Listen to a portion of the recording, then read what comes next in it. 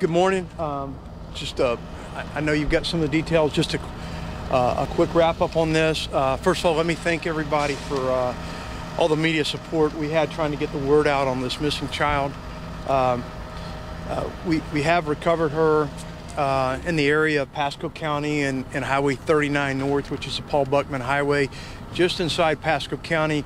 Earlier this morning, we had received a call from a citizen and also a convenience store clerk of a child matching that description.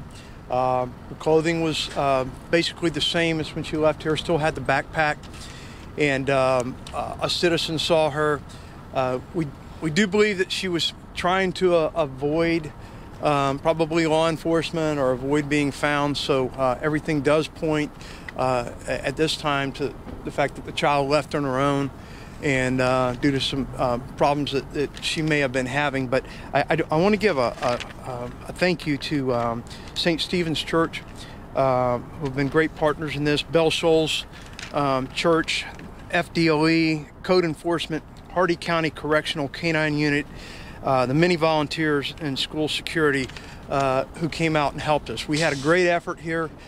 We're certainly glad that it turned out the way it did, but we were prepared to go to the next level in the event that this would have been anything other than child leaving on her own. And with that, I'll take any questions. Sir, if you have any idea at this point how she got so far from here?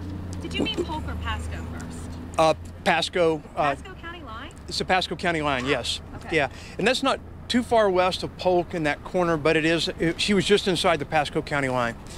And the call actually came in to us, was transferred to our command post, and we were able to get a deputy up there. And your question again was? I wonder how she got from here all the way to Pasco. We don't know that yet. We'll be in the process of interviewing her and debriefing. Right now, we're trying to get her reunited with her family and hopefully help her out a little bit, and then we'll find out those things. Remember, she was missing for about 37 hours or so. We believe Tuesday night sometime after 9 o'clock. So she had a lot of time in between the time she left here. Could she have made it all that way with all the attention and not being detected? I don't know. That's hard to say, but we'll certainly be looking at that to see if somebody else was involved and would have helped her. What was her condition when she was found?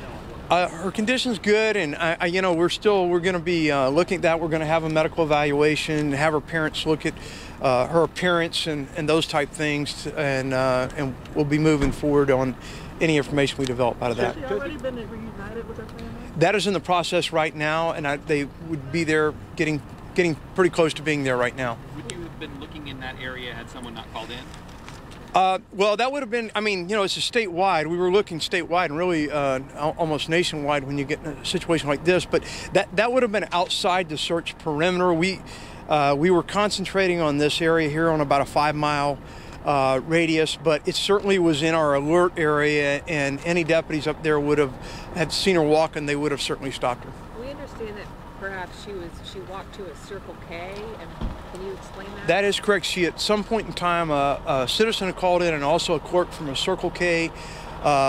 She had gone in the store and then had left, and we think she was trying to avoid contact with anybody who may have been trying to find her. Let's wait for a second.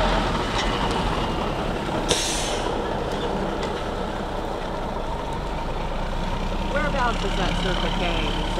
That Circle K would be just north of the county line, not very far. It's still a Paul Buckman Highway address, so it's just inside the Pasco County line. Sheriff, how fortunate is it that somebody is just 11 years old and went almost 30 miles? I think that's what's important here. It looks like the child left her alone, but it is important to note that we're very fortunate that we have a good outcome. She is just 11. And she was gone for a long period of time. So what could start out as a runaway could turn into something much worse, and does often, as we know from these stories across the country. So we're very fortunate, and hopefully, nothing happened in between now and then. That's what we'll be looking at to have this kind of conclusion. Do you think Jenna made it to Pasco without any assistance? I don't. She simply walked? Yeah, I don't know that. It's in the time frame. It's possible. It seems unlikely that a child that young that we wouldn't get any calls, but we really had very few calls overnight on it. Not a large volume of calls where people were seeing someone of that description, and most of those we were able to evaluate, and they were not her.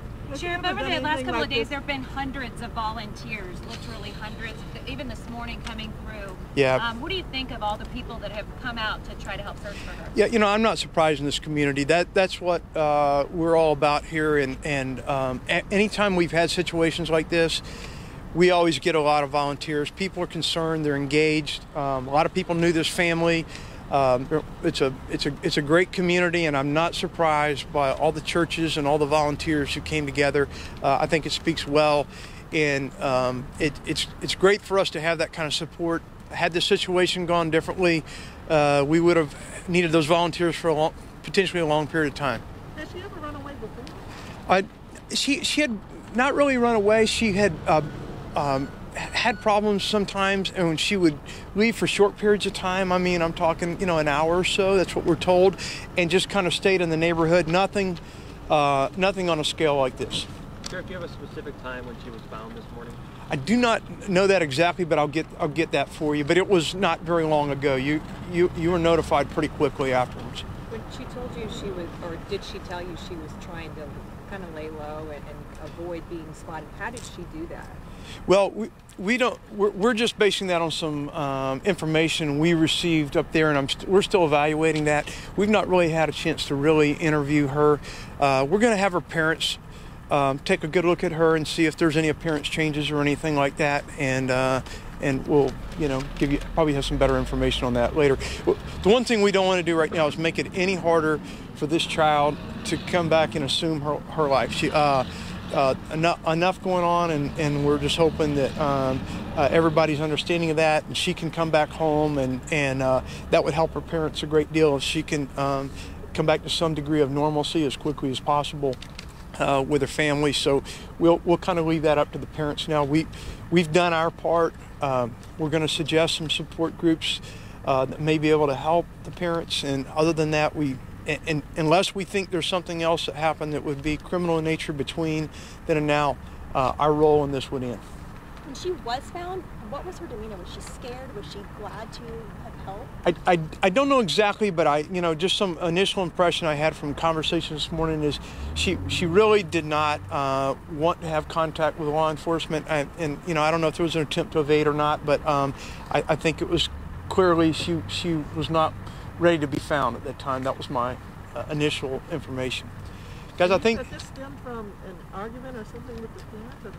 I don't think so much an argument. I think just, maybe just a point where the child is in life, and there has been, some problems with her, and there were some this week, some minor things, and until we ask her and have a chance, in all fairness, we don't know, but we're assuming it's related to some type of emotional situation that she has going on. All in all, can you give us an idea of the scope of the search? How many people were involved? It was hundreds of people. If you include volunteers, it was a huge amount.